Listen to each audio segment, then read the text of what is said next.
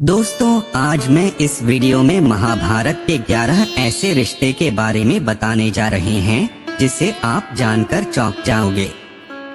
पहला है धृतराष्ट्र, पांडु और विदुर। गंगापुत्र भीष्म की प्रतिज्ञा के बाद शांतनु और सत्यवती से 2 पुत्र मिले। पहला पुत्र चित्रागंध रोगवश मारा गया और दूसरे पुत्र विचित्रवीर्य को जब कोई संतान नहीं हुई तो सत्यवती के पराशर से उत्पन्न पुत्र वेदव्यास के कारण विचित्रवीर्य की पत्नी अंबिका के गर्भ से धृतराष्ट्र जन्मे और अंबालिका के गर्भ से पांडु का जन्म हुआ। इसी बीच एक दासी से वेदव्यास के पुत्र विदुर का जन्म हुआ। दूसरा है 100 कौरव। गांधारी को जब धृतराष्ट्र से कोई पुत्र नहीं हुआ तब सत्यवती ने अपने पुत्र वेदव्यास को बुलाया और वेदव्यास के कारण गांधारी ने गर्भ धारण किया। उनके गर्भ से 99 पुत्र और एक दुःशला नामक एक कन्या का जन्म हुआ। सोचिए, वेदव्यास के कारण ही धृतराष्ट्र का जन्म हुआ था, तब धृतराष्ट्र का 99 कौरवों से क्या संबंध हुआ। तीसरा है श्री कृष्ण की बुआ कुंती। महाराजा पांडु की पत्नी और 3 पांडवों की मां कुंती भगवान श्री कृष्ण की बुआ अर्थात वसुदेव जी की बहन थी। कुंती को कुंवारेपन में महर्षि दुर्वासा ने वरदान दिया था, जिसके चलते वह किसी भी देवता का आह्वान करके उनसे संतान प्राप्त कर सकती थी।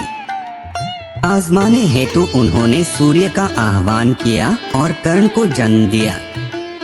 कर्ण को उन्होंने नदी में बहा दिया था। कर्ण को फिर एक अधीर थी और राधा ने पाला था। नंबर 4 पर है बुआ की बेटी से विवाह। भगवान श्री कृष्ण की 8 पत्नियों में से एक पत्नी मित्रविंदा थी। एक दिन श्री कृष्ण वन विहार के दौरान अर्जुन के साथ उज्जैनी गए और वहां की राजकुमारी मित्रविंदा को स्वयंवर से वर लाए। मित्रविंदा अवंती के राजा जयसेन की बेटी थी। पौराणिक मान्यता के अनुसार मित्रविंदा उनकी बुआ की बेटी थी। मित्रविंदा भगवान श्री कृष्ण को चाहने लगी थी। जब घर वालों को पता चला तो उनका विवाह जबरन दुर्योधन से करना चाहा। दुर्योधन भी उनसे विवाह करके अपना राजनीतिक शक्ति बढ़ाना चाहता था, लेकिन ऐसा हो नहीं सका। श्री कृष्ण और बलराम को इसके लिए कौरवों और मित्रविंदा के भाइयों से युद्ध करना पड़ा था। नंबर 5 पर है वत्सला। अर्जुन पुत्र अभिमन्यु की पत्नी वत्सला बलराम की बेटी थी। बलराम की बहन सुभद्रा अर्जुन की पत्नी थी। सुभद्रा के पुत्र अर्जुन ने बलराम की बेटी वत्सला से विवाह किया था। अभिमन्यु का एक विवाह महाराज विराट की पुत्री उत्तरा से भी हुआ था। आप सोचिए, सुभद्रा बलराम की क्या हो गई। नंबर 6 पर है द्रौपदी के 5 पति। महाभारत में द्रौपदी ही एक ऐसी स्त्री थी जिसने 5 पुरुषों को अपना पति बनाया और सभी से एक एक पुत्र प्राप्त हुआ। नंबर 7 पर है 5 पांडव। पांडु की 2 पत्नी थी, कुंती और माद्री।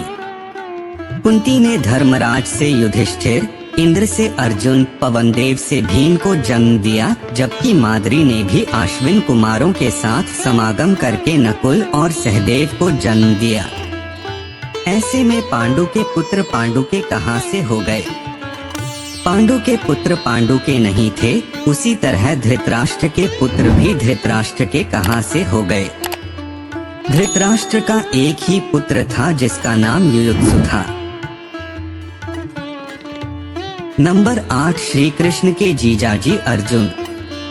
महाभारत में श्री कृष्ण के मित्र थे अर्जुन, लेकिन अर्जुन ने जब श्री कृष्ण की बहन सुभद्रा से विवाह किया तो वे उनके जीजा भी बन गए थे। बलराम सुभद्रा का विवाह दुर्योधन से करना चाहते थे, तब श्री कृष्ण ने अर्जुन को सुभद्रा हरण करने की सलाह दी थी। नंबर 9 इरावण की पत्नी बने श्री कृष्ण। अर्जुन के बेटे इरावण ने अपने पिता की जीत के लिए खुद को बलि दी थी। बलि देने से पहले उसकी अंतिम इच्छा थी कि वह मरने से पहले शादी कर ले, मगर इस शादी के लिए कोई भी लड़की तैयार नहीं थी, क्योंकि शादी के तुरंत बाद उसके पति को मरना था।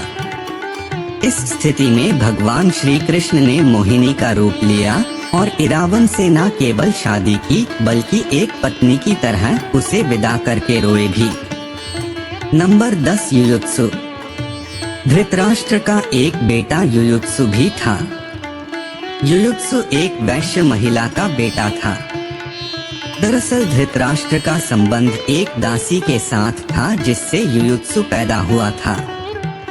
और नंबर 11 पर है श्री कृष्ण का समधी दुर्योधन। श्री कृष्ण के 8 पत्नियां थी, जिसमें से एक का नाम जामवंती था। श्री कृष्ण और जामवंती के पुत्र का नाम सांब था। सांब ने दुर्योधन की पुत्री लक्ष्मणा से विवाह किया था। इस तरह श्री कृष्ण और दुर्योधन एक दूसरे के समधी थे।